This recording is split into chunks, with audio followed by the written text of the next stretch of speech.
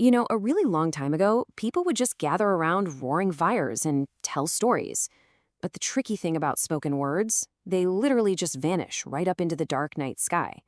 People would slowly start forgetting the really important stuff, and they desperately needed a way to, well, catch those words.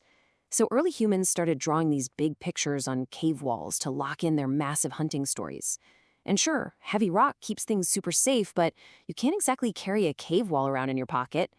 Eventually, some incredibly smart folks figured out how to press little sticks into wet mud, letting those soft blocks dry into solid clay that held words for a really long time. But honestly, clay blocks are ridiculously heavy, so people came up with a brand new trick. They dried flat leaves and rolled them up into these long paper tubes. Writers got super busy with this. They created just mountains of these long paper tubes, writing down all the town rules and those old epic myths. Before you knew it, normal houses were completely stuffed full of them. Imagine your own house, but literally crammed the ceiling with paper tubes. Yeah, not exactly practical. All these tubes desperately needed a safe new home. So kings stepped up and built these massive stone rooms, carefully placing the tubes on special wooden shelves just to keep them totally dry. And right there, that was actually the birth of the very earliest library. Now, these early libraries, they were incredibly quiet and totally off limits to you and me. Tough guards actually stood outside to protect these special reading rooms, mostly because these really wanted to get their hands on those valuable paper tubes. Information was basically this VIP, heavily guarded treasure reserved just for wealthy kings. Normal, working folks were totally locked out. Only the super rich rulers ever got to actually walk inside those doors. Knowledge was kept locked tight behind heavy wooden gates, leaving the common people completely in the dark. A bit later on, wise people started writing actual, real books. But, and get this, they had to write every single letter completely by hand. One thick book would take an entire year to finish. Because of all that painfully slow work, books became insanely rare. A single book cost a massive fortune. We're talking exactly the same price as a big house. Kings would buy these thick books basically just to flex and show off their absolute power, while everyday folks never even got to touch one. Because they were so insanely valuable, libraries actually chained their books to heavy wooden tables. Thick iron chains stopped any shady thieves from running off with them. That meant you could only read in one exact spot. No way were you taking a rare book home. But there was this constant, terrifying danger hanging over these old libraries. A tiny spark could start a huge fire. Dry paper burns incredibly fast in a warm room, and a hot fire could easily destroy an entire room of human knowledge. And the worst did happen. A giant library burned down in an old city, and millions of written words just vanished in the dark smoke. Beautiful poems disappeared from the whole world forever. It brought this very deep, heavy sadness to absolutely everyone. But people learned a really hard lesson from that massive loss. Hiding books in one single place is incredibly dangerous. A fire or a war can destroy the only physical copy in a total heartbeat. Books desperately needed to spread all across the world.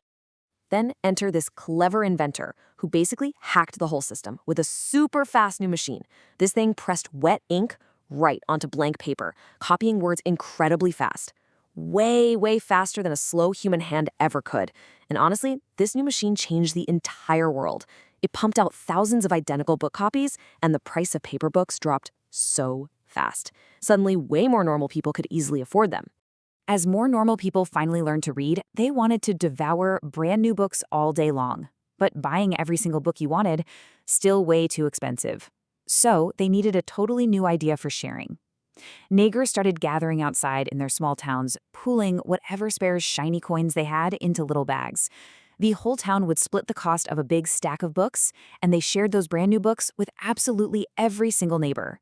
Towns actually built special buildings just for these books and swung the front doors wide open for absolutely everyone. The public library was finally born. It was this grand victory for sharing ideas. You didn't need bags of gold coins anymore. A poor child could just walk in and sit down to read a rich king's book. Knowledge finally lost those heavy iron chains. It was like opening a cage and letting a beautiful bird fly completely free through the open air, going wherever it pleased. And this new borrowing rule was just wonderfully simple. I mean, it's wild when you really think about it. You take a library book to your house, you read those paper pages totally comfy in your own bed, and then You just bring the book right back. You don't pay a single cent for this entire service. You just make a simple promise to return it. Then another curious person gets to read it next, and that exact same book travels right from hand to hand. Just think about how many different people touch those exact same pages. A single physical book can teach 100 children. All that sharing creates this kind of invisible bond, connecting total strangers together under one roof. Rich people even started giving extra money to build more of these beautiful stone buildings in dirty towns because they really wanted poor workers to learn new things. Free education became the absolute ultimate key to a better life. As libraries grew massive in every single city, they filled up with literally millions of heavy books. But smart librarians invented these brilliant ways to sort them all out. They put helpful numbers directly on the book spines, carefully grouping similar topics together. So if you want a fun book about bugs, you just look at that specific numbered shelf.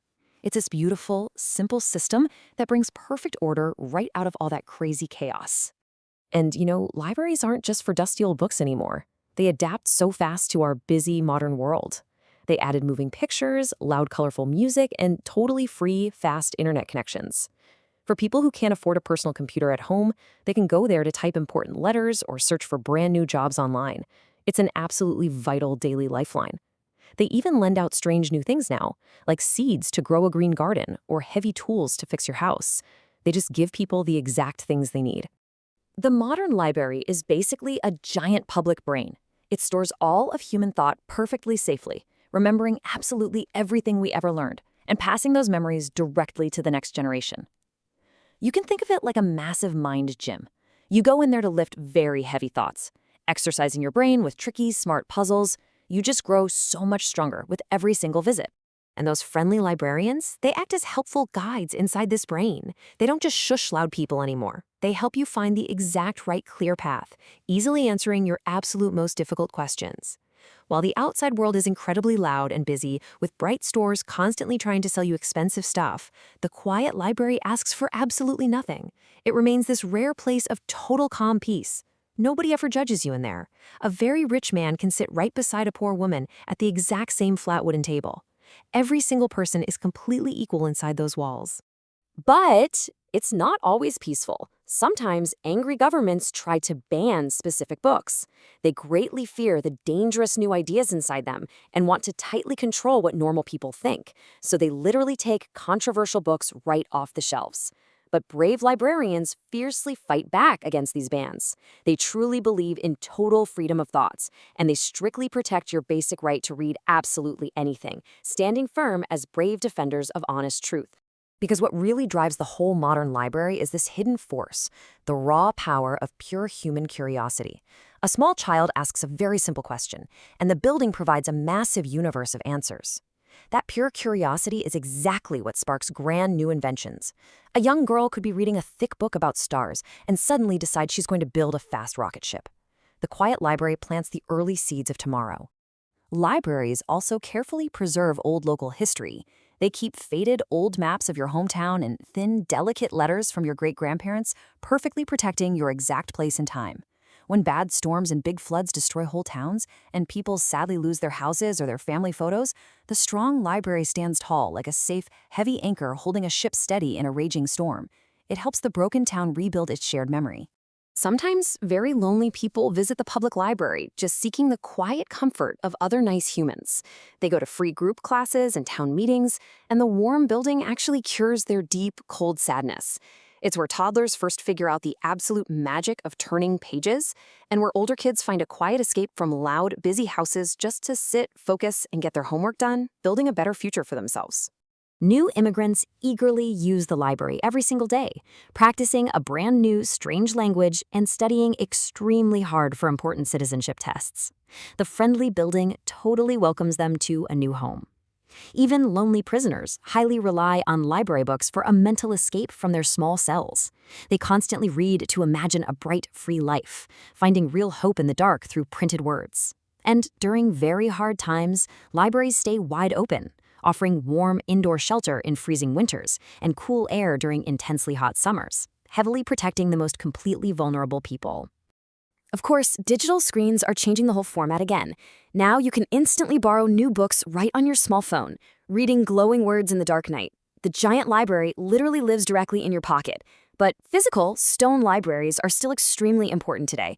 Bright digital screens cause tired red eyes, and honestly, people still deeply love the familiar smell of real paper.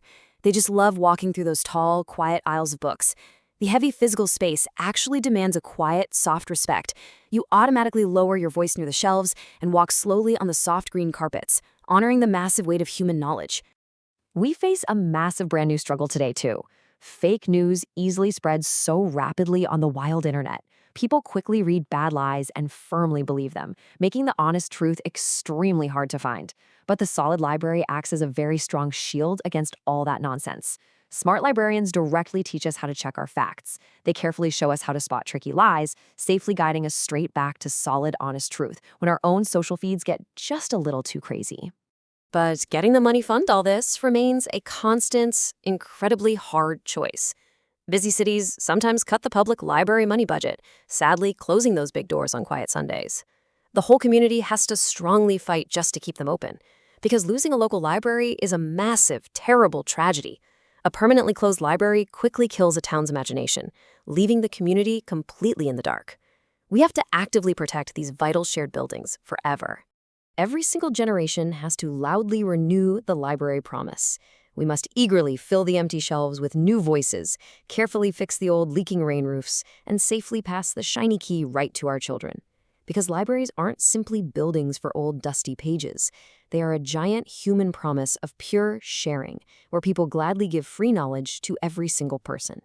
It's this immense shared gift that keeps our human minds completely free, which kind of makes you wonder, in a world that charges you for absolutely everything, what would we lose if we let the only truly free place slip away? If this explainer gave you something cool to think about, definitely tap that like button, share this with a friend, and hit subscribe so we can keep hanging out and learning together.